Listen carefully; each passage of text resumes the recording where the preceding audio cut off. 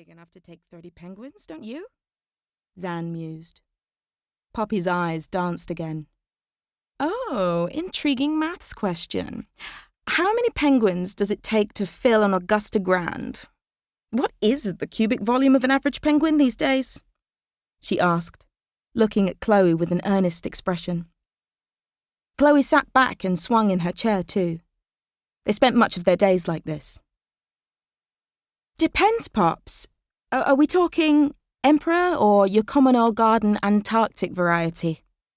Otherwise, it's like comparing apples and pears. Apples and pears? Stairs? Her voice was plummy and far too enunciated to pull off Mockney convincingly, just as its lanky owner wasn't fooling anyone with her carpenter dungarees.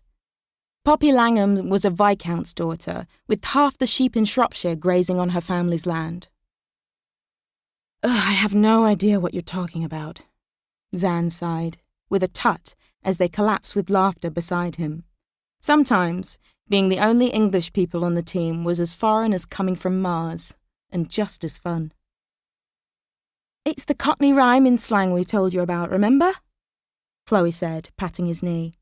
An avid Anglophile, Zan was often enthralled to their niche colloquialisms, although he rarely managed to deploy them correctly himself, and once told their boss, Jack, on the way out to lunch, that his new car was the bee's legs.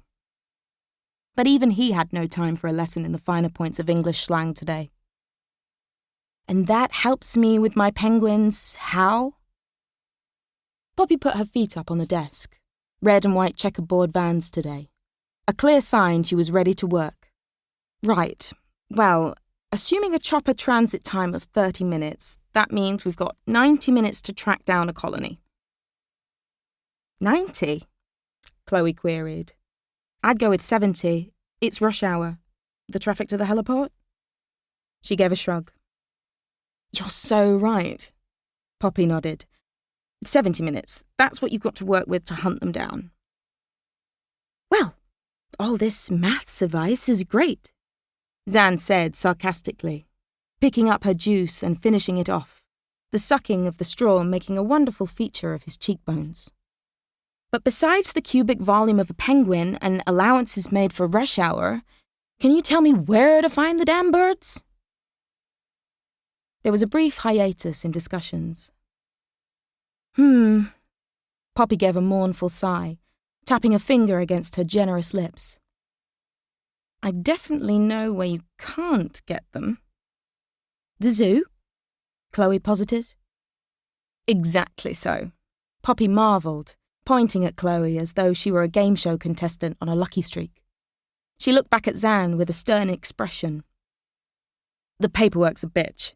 You're looking at a weak basic. Okay, so not the zoo. How about the aquarium? Chloe suggested. He nodded. Yeah, exactly, the aquarium. Poppy pulled a pitying expression. Same problem. She waggled her very chewed bick at him. What you need is a private collector. Or an eccentric billionaire, Chloe cut in. There's bound to be one who keeps them as giant chess pieces or something. Very true, Poppy said, nodding in agreement.